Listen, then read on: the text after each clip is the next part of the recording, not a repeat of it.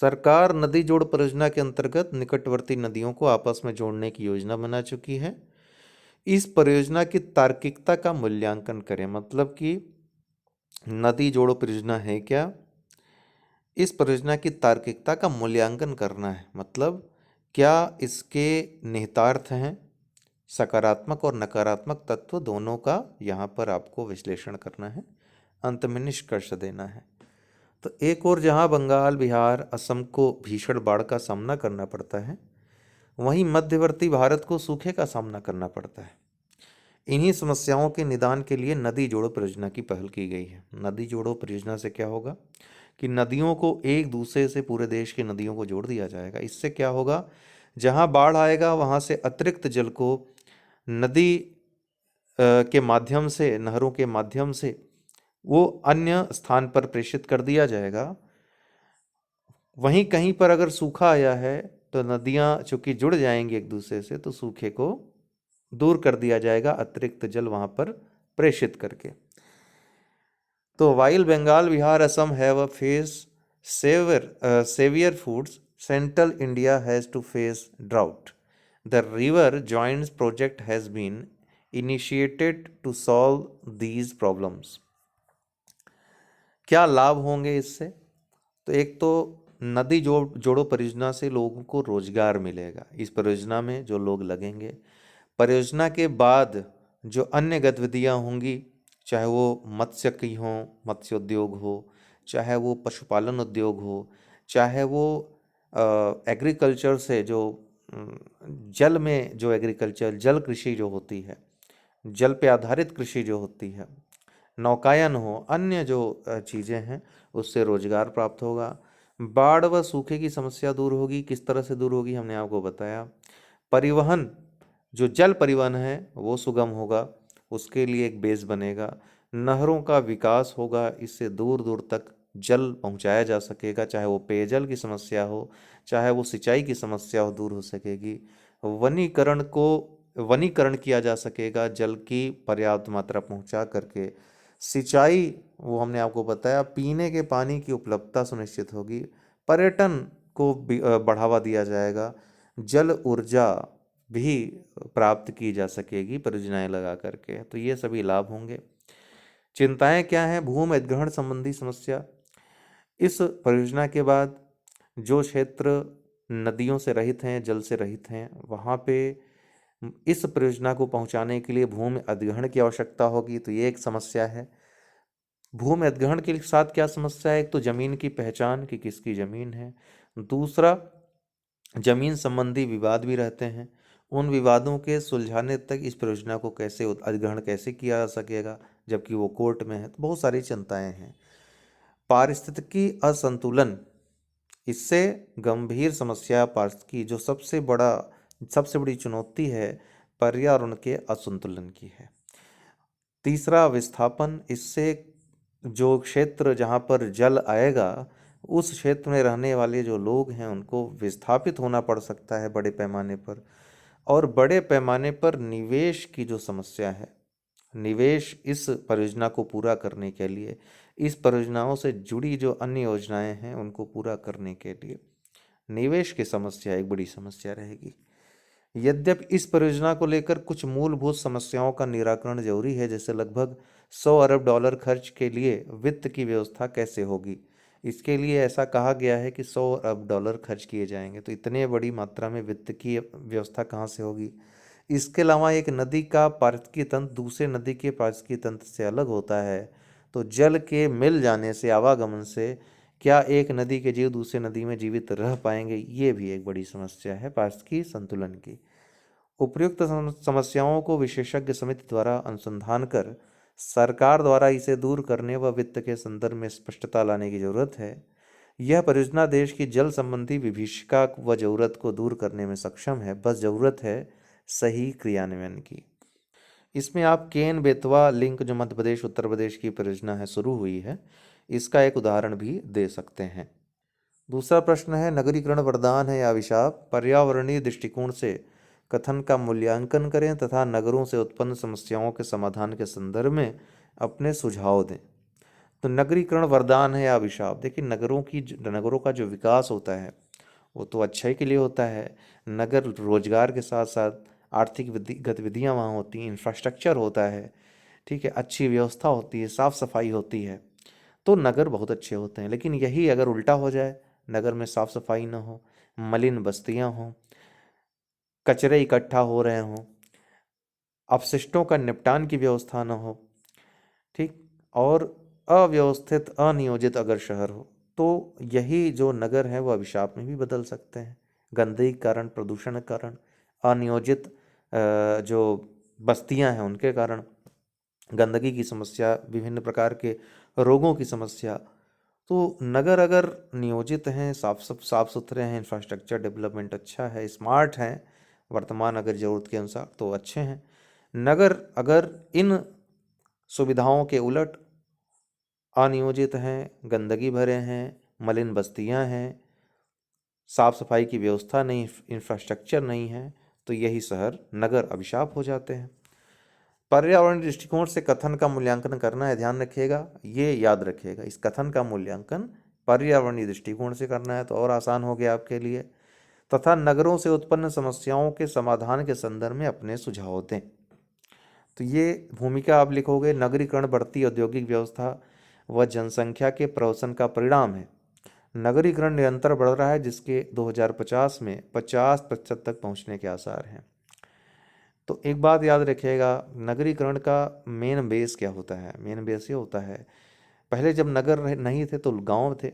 गांव में क्या मुख्य कार्य होता है? कृषि और पशुपालन। जब उद्योगों का विकास हुआ, जब उद्योग स्थापित होने शुरू हुए, तो गांव से मजदूरों को बुलाया जाने लगा। जब उनको आय अच्छा मिलने लगा, धन मिलने लगा अच्छा कार्य का, कृषि में तो उतना आय है नहीं, ज़रूरतें लोगों की बढ़ी, नए नए उत्पाद सामने आए, उनको खरीदने के लिए ज़्यादा धन की आवश्यकता पड़ी, मुद्रास्फीति हुई, मुद्रा का मूल्य कम हुआ, ठीक है, अर्थात मुद्रा सबके पास आने लगी। अब सामान महंगे होने शुरू हुए, तो लोगों को पैसे की ज़्यादा ज़रूरत पड़ी, जो कृषि और पशुपालन से नहीं उसकी पूर्ति हो सकती थी। तो लोगों ने नगरों में बसना शुरू किया, क्योंकि जितने पहले नगर नहीं आए, पहले उद्योग आए।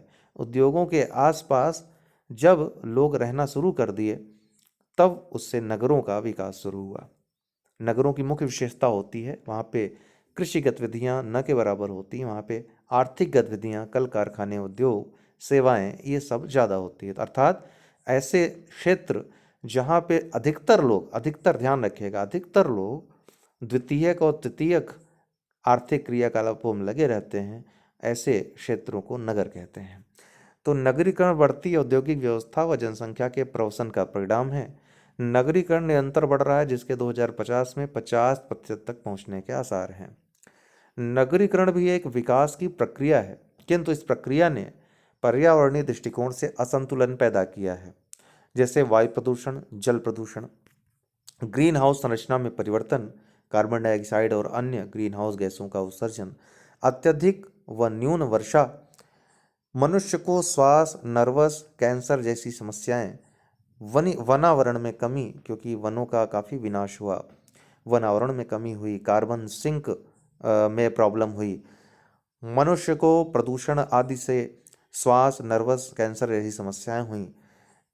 जो पर्यावरण है उसके अवनयन से अत्यधिक व न्यून वर्षा की विभीषिका उत्पन्न हुई, ये सभी चीज़ें, और ग्रीन हाउस गैस संरचना में परिवर्तन भी हुआ पृथ्वी के।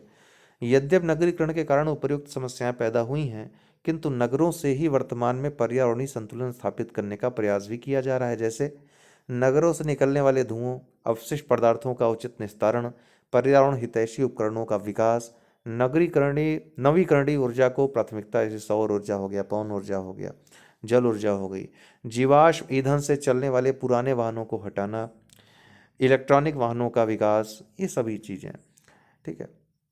सुझाव क्या हो सकते हैं कि पर्यावरण अवनयन न के बराबर हो?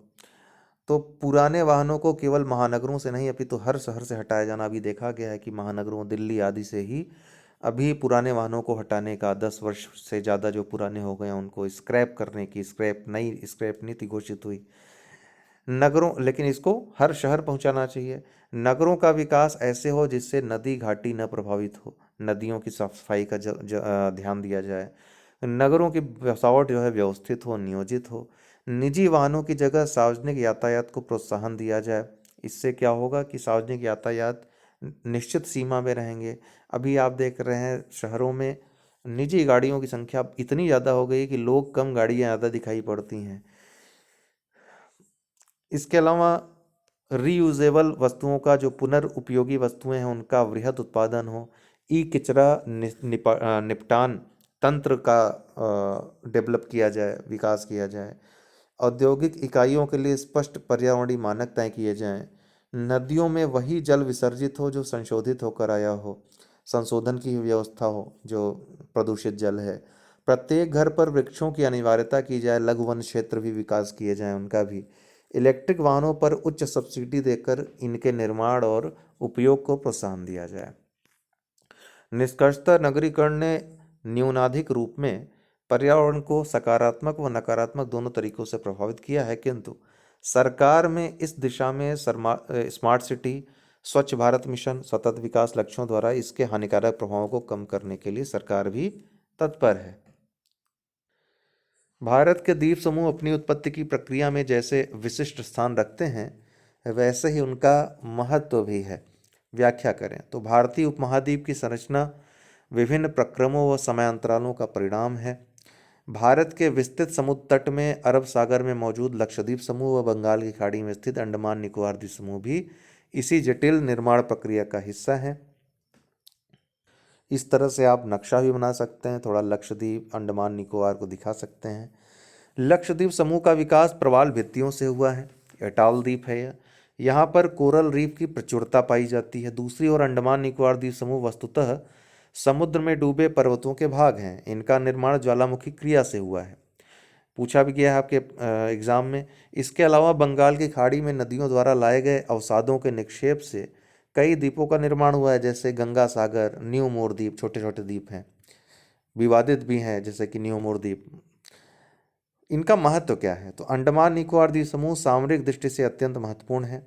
यहाँ से हिंद महासागर, दक्षिण चीन सागर, व्यापार मार्ग व चीन की हरकतों पर नज़र रखी जा सकती है। यही कारण है कि भारत सरकार अंडमान निकोबार द्वीप समूह में नए नए बेस बना रही है। वहाँ पर डेवलपमेंट हो रहे हैं, इंफ्रास्ट्रक्चर वहाँ पे डेवलप किया जा रहा है। इसीलिए लक्षद्वीप से खाड़ी देशों, पाकिस्तान के तटीय सैन्य प्रतिष्ठानों, अफ्रीकी व्यापार पर नज़र रखी जा सकती है।